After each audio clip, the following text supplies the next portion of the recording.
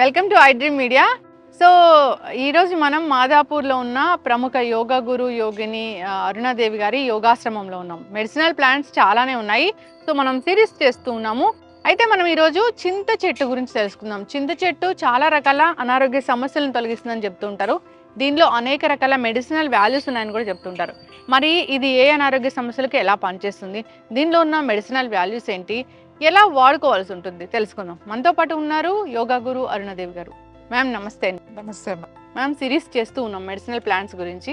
మీ యోగాశ్రమంలో అయితే ఎన్ని రకాల ఎన్ని వందల మెడిసినల్ ప్లాంట్స్ ఉన్నాయో, కాసేపు ఇక్కడికి వస్తే ఇలా వాక్ చేస్తే చాలు అన్ని రకాల అనారోగ్య సమస్యలు తగ్గిపోతాయి. సో అయితే చింత చెట్టు జనరల్గా మనం ఏదో ఒక కర్రీలాగా చేస్తాము అదే తెలుసు, కానీ మెడిసినల్ వాల్యూస్ ఉన్నాయి, మెడిసినల్ ప్రాపర్టీస్ చాలా ఉన్నాయి, అనారోగ్య సమస్యలు తగ్గిస్తుంది అంటారు. ఏ మెడిసినల్ వాల్యూస్ ఉన్నాయి, ఎలా వాడుకోవాలి? మామూలుగా అందరికీ తెలిసింది చింత చిగురు రాగానే అందరూ పప్పు చింత చిగురు వండుకుంటారు, ఒట్టి చింత చిగురు కూర వండుతారు. నాన్ వెజ్ తినే వాళ్ళు అయితే ఇంకా చాలా రకాలుగా చేసుకుంటారు. చింత చిగురు చేపలు, చింత చిగురు రొయ్యలు, చింత చిగురు ఎండు. అసలు నాన్ వెజ్ వాళ్ళకైతే చింత చిగురుతో చాలా వెరైటీస్ ఉన్నాయి. వెజిటేరియన్ వాళ్ళకైతే కొంచెం తక్కువే.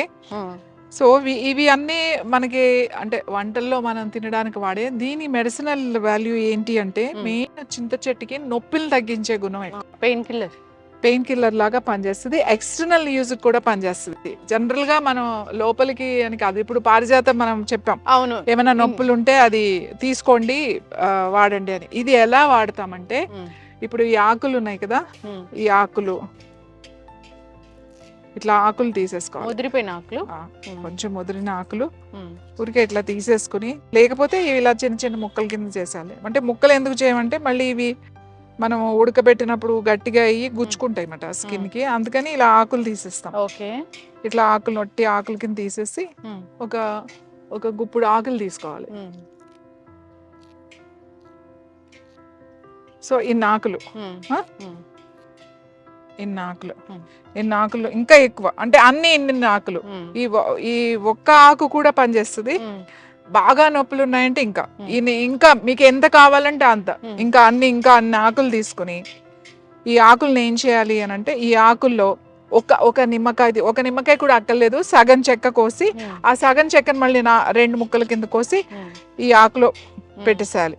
ఒక చిన్న బాండి, ఇనుప బాండి ఉంటుంది కదా, ఆ బాండీలో ఫస్ట్ ఈ ఆకు, అది వెల్లుల్లిపాయ ఉంటుంది కదా, ఒక వెల్లుల్లిపాయ తీసి ఊరికే ఇట్లా ఒకసారి కొట్టి, ఎక్కువ మెత్తగా దంచక్కలేదు, దాన్ని చితక కొట్టడం అంటారు. ఒకసారి ఇట్లా కొట్టి ఈ ఆకు, ఆ వెల్లుల్లిపాయ రెబ్బ అండ్ నిమ్మకాయ ముక్క, కావాలంటే కొంచెం వేపాకు కూడా కలుపుకోవచ్చు ఇందులో. మునగాకు కూడా మీకు అందుబాటులో కనుక ఉంటే, మునగాకు కూడా కొంచెం ఇంత మునగాకు, ఎంత చింతాకు తీసుకున్నారో అంత మునగాకు, ఇంత ఇది, ఒక 2 నిమ్మకాయ ముక్కలు చిన్న చిన్న ముక్కలు, ఒక వెల్లుల్లిపాయ రెబ్బ వేసేసి బాండీలో కొంచెం అట్లా ఇలా వేడి చేస్తే మంచిగా అది కొంచెం వేడి అవుతుంది.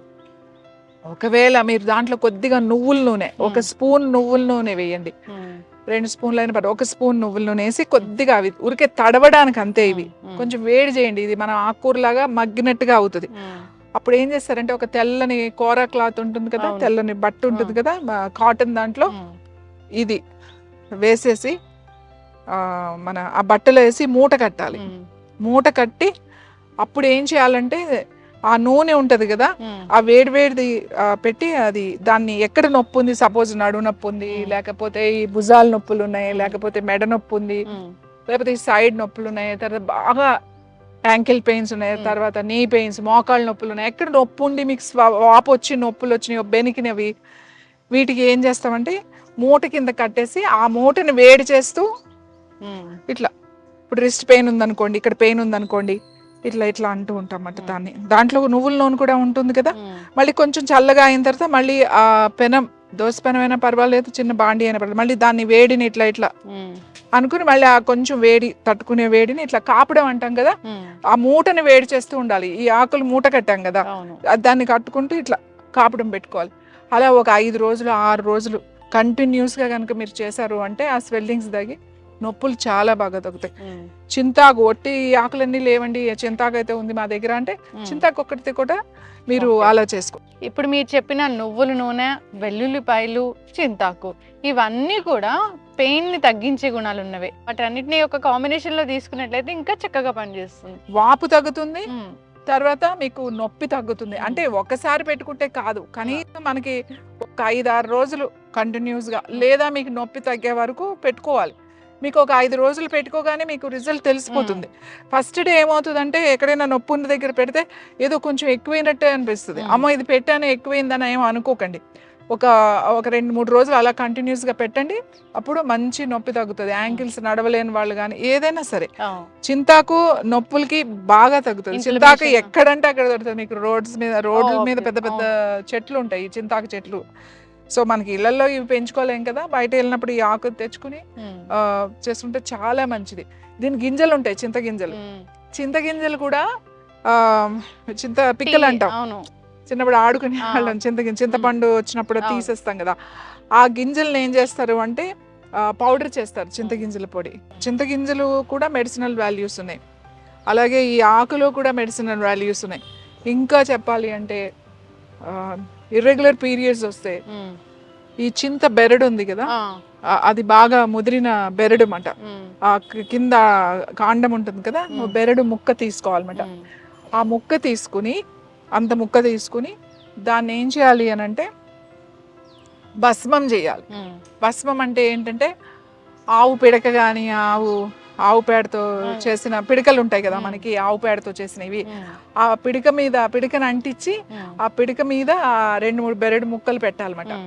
పెట్టి మనం అంటిస్తే అది బాగా కాలుతుంది కదా, అది కాలిన తర్వాత అది జాగ్రత్తగా తీస్తే అది భస్మం అవుతుంది అన్నమాట. దాన్ని మంచిగా మెత్తగా అలా చేసుకుని వస్త్రగాలికం చేసేసి ఆ మెత్తంది ఏదైతే ఈ బెరడు కాల్చామో ఆ పొడి తీసి పక్కన పెట్టుకుని రోజు, ముఖ్యంగా పిల్లలకి మెచ్యూర్ అయిన తర్వాత చాలా మంది తొందరగా మళ్ళీ రావు, పీరియడ్స్ డిలే అవుతూ ఉంటాయి, లేకపోతే ఇర్రెగ్యులర్గా వస్తూ ఉంటాయి, పీరియడ్స్ మధ్యలో ఆగిపోయి మళ్ళీ హార్మోన్ ఇన్బ్యాలెన్స్ అలాంటివి అవుతాయి.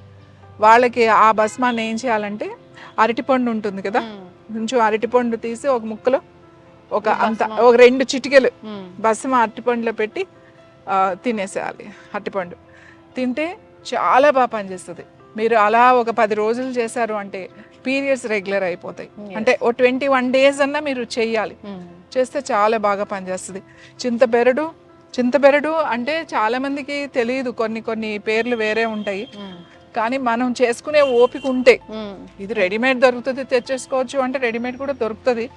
ఓపిక ఉండి మన దగ్గర అవకాశం ఉంటే అలా చేసుకుని కనుక తీసుకుంటే మంచి రిజల్ట్ వస్తుంది. ఖచ్చితంగా మ్యామ్, చాలా చక్కగా చెప్పారు. చింత చెట్టు అంటే జనరల్గా అవి మనం తీసుకుంటున్నామంటే దీనిలో మెడిసినల్ వాల్యూస్ ఉన్నాయని, కాకపోతే తెలియదు ఏ అనారోగ్య సమస్యలకు ఎలా వాడుకోవాలని. మీరైతే చాలా చక్కగా చెప్పారు, పెయిన్ కిల్లర్ ఎలా పనిచేస్తుందని, ఇన్ఫ్లమేషన్ తగ్గిస్తుంది అని.